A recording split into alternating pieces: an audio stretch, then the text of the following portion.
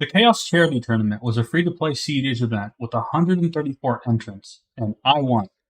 Stick around and you'll see my deck list as well as my exciting top 16 and top 4 games.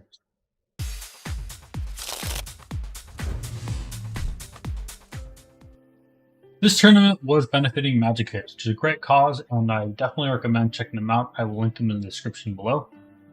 So I was on Blue Farm for this tournament. So we'll go into a really fast video layout. First, we'll start off with a fast about me, and then we'll check out my deck really quick. After that, we'll have my top 16 match and then my top 4 match. And I'll also have a tournament breakdown video coming soon where I'll go over most of the decks in the tournament. So keep a watch out for that. So about me, I've been playing Magic for quite a bit, and I have quite a few decent tournament results, especially now with this tournament win. Let's take a really quick look at my deck. I'm not going to go too crazy in depth, but we'll gloss over it really fast. So this is Blue Farm. It is Kraum and Tymna partner pairing. Both of them are very powerful draw engines in the right circumstances. And how we're actually going to try to close out the game is we are going to either try to play Ka0s Oracle, or we're going to try to go for Underworld Breach and skip a bunch of cards out of our graveyard, win the game that way. Alternatively, we're also on Ka0s, so that card can also draw us a bunch of cards. So those are three kind of main win cons there. So, my top 16 match, going into top 16, I was ranked first, I believe. No, I'm sorry. Someone else was. But I was good enough to go first. And after me was a Traxxas and then an Urza player. My opening hand, I kept an Enlightened Tutor, Opposition Agent, a Lotus Petal, and a couple of lands. So here we are in top 16. This is, I think, turn 5. So I hadn't done too much so far at this point. I had played Enlightened Tutor and I got myself a Mana Crypt. I had got both my commanders out, and I got an Opposition Age out. On the board's a little hard to see. The Traxxas player hadn't done too much besides play Wishclaw. The Cannon player actually tried to go for a win. So he tried to play a Feud from the Reel onto his Birds of Paradise, which would have then made infinite mana. But fortunately, the Urza player had a Pongify, he had a counterspell for that, and then the Urza player countered back, and then he had also had a counterspell for that, and then I drew into a counterspell with my Kraum. I drew into a Fortification, you can see in the graveyard there. So everyone was pretty much out of interaction at this point. This was the turn before, and then now we're on the Urza end step. What's going on here is he had Urza on the board. And then he played a Static Orb, which, if you don't know, is a very backbreaking card when combined with Urza. Because as long as it's untapped, everyone can only untap 2 permanents, which is really rough, especially since the Urza player can just tap it down on someone's end step, and then they get to untap all their stuff, and you don't get to play. So I was not having it. So you can see here, I'm trying to Swords to Plowshare targeting the Urza, just 'cause I just don't want it on the board. So he is thinking here on whether or not to tap down the Static Orb, because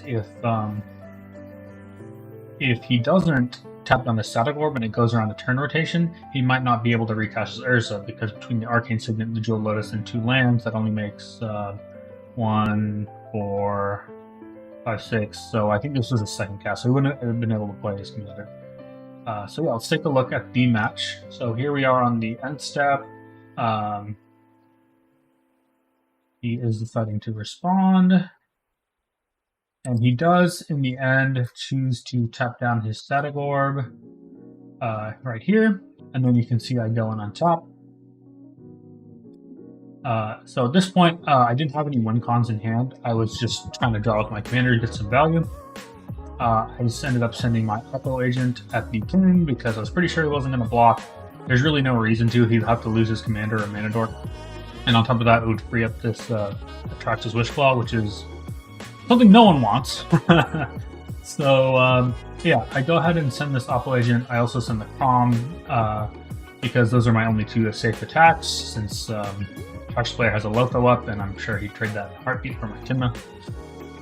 Don't want that to happen. So I go through, I draw my cards, and I actually happen to literally top deck Ka0s Impact Negation in these 2 draws. So it was a very, very good set of draws. And I had enough mana to play it here as well. Yeah, I shot in a land there because I hadn't drawn one. And then there's 5. So we can see the Ka0s, and from here, I just the Atraxa player really thinks and is like really trying to like politic, trying to see if anyone has any interaction at all because he doesn't want to use what's in his hand, and you'll see why in a second. So he goes for this card, which you'll see is Sapping his mana. It's a demonic consultation. There it goes. So, yeah, I'm not having it. I decided to just pack it because at this point I'm fairly certain no one else has any interactions.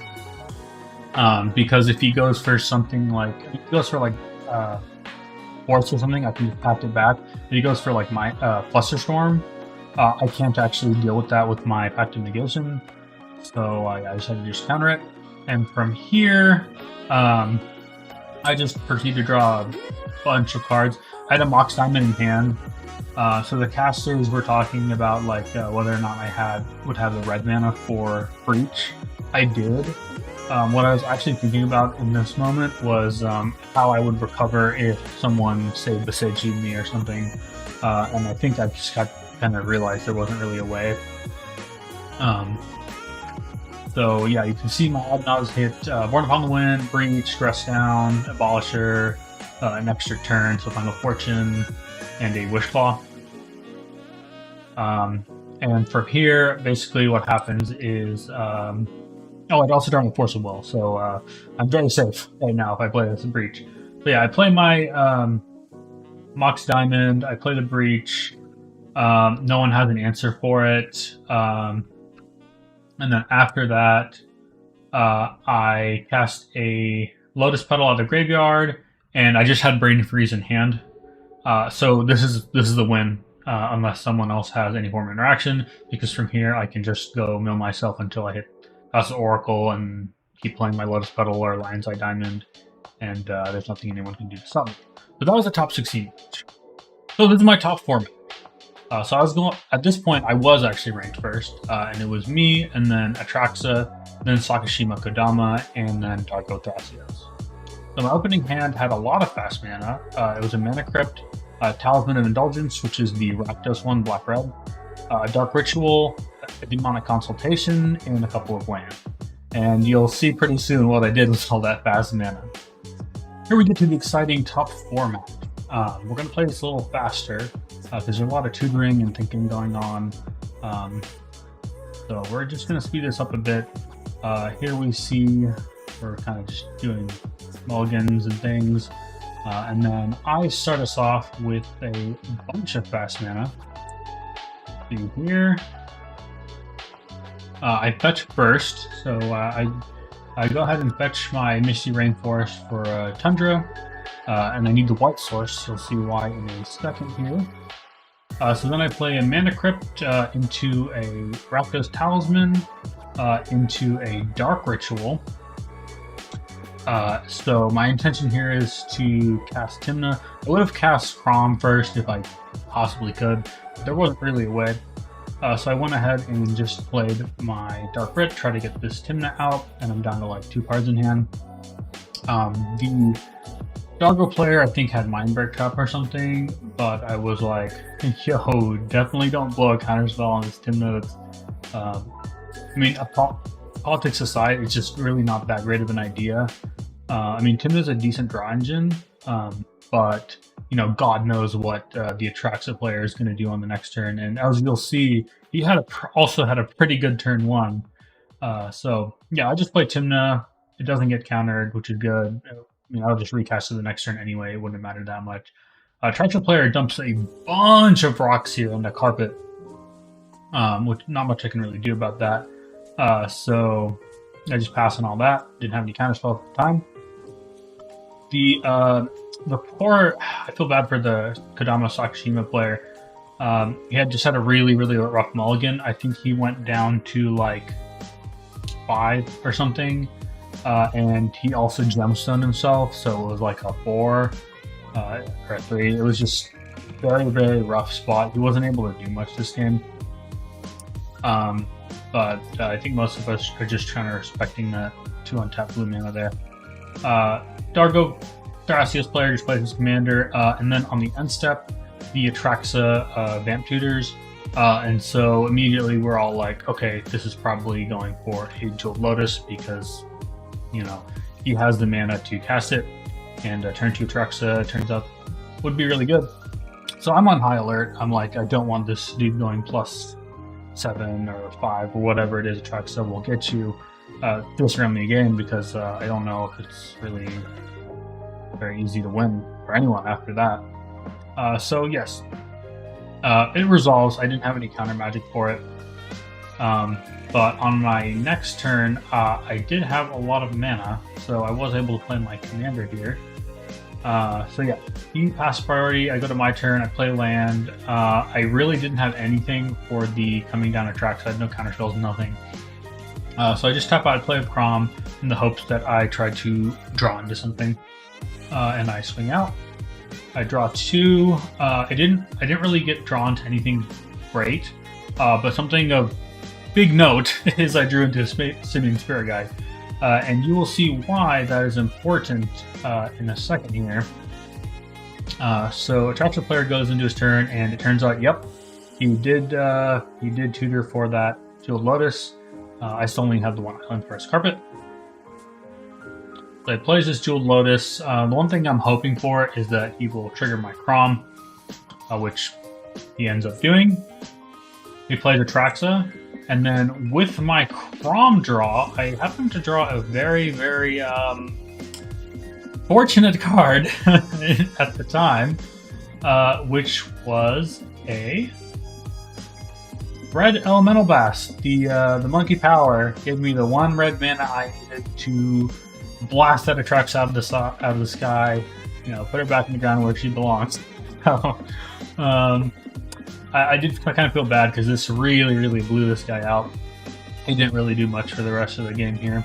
On the end step, the Sakashima Ka0s player crop rotated, and he was just in a really desperate spot because he went for Ancient Tomb, which is just not something anyone wants to do ever. It's just very hard. And then he plays a Tireless Provisioner, which basically just generates treasure tokens when you play lands, or foods, I think, too. So this, no one does anything of too crazy importance. Ka0s player just plays a Signet, whatever, sure. It goes back to my turn. I'm hitting my land drops, all of them that I need, because I'm drawing so many cards with my commanders, with combat and with Kraum draws. So I play land, and then I play a Range Captain, and at the time, I did not have any win cons. I did not have an Adnod, I didn't have a tutor, I had no way to win the game, so, you know, I told the table, hey, you know, I'm online. This is a very defensive Ranger Captain. I'm just throwing it out there so no one else is able to win. So, played out the Ranger. I got an Esper, of course, the trusty pal, with it. I played them both out, because at this point I didn't really have any interaction or anything. I just hadn't really drawn any, I mean, unless you count the Ranger Captain. Atraxa player goes into his turn, didn't really have anything. The Ka0s player has to tap out for Sakashima. And he just swings at Atraxa for 3 because I had blockers. The Ka0s player does do something here that's a little scary. He plays a Seaborn Muse, which I don't really like, but I can't really do anything about it. So I let it go.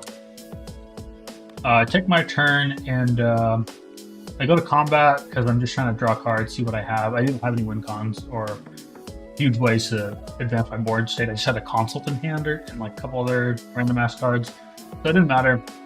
I was trying to get some advantage here. So this combat draws me into a gamble and I think dockside, or I might have already had it. Um, but my hand was getting pretty stacked because I had an LED, a dockside, a gamble, cyclist. I had like quite a few cards in hand. So my decision making was like, either I go for the Cypress and I set everyone back by a lot, and then hopefully I win later on in the game, or I can just gamble now, try to go for Breach because I had a Lotus Petal in the grave, and then I will probably win if this gamble does it properly. I also had Wheel of Fortune in hand, so I could have played like LED, played the wheel, cracked the LED with the wheel still on the stack, so I keep the mana and it doesn't matter, I'm discarding my hand anyway. But I went ahead and went for the gamble. I cracked Ranger Captain first, of course. I don't want any of my stuff getting counted. So, in response, the Thrasios player spins his Thrasios, and he finds a Heuristic Study, which does nothing here. So, with that out of the way, I play Dockside first, just to try to get a bunch of mana before I try to go off here. It's arguable that maybe I should have just gambled for the Breach. But my thinking was, if I get Boseijute or something, I would rather have the more mana than not, and then maybe just try to wheel into other stuff. So that's why I played the Dockside first instead of improving my chances with the gamble.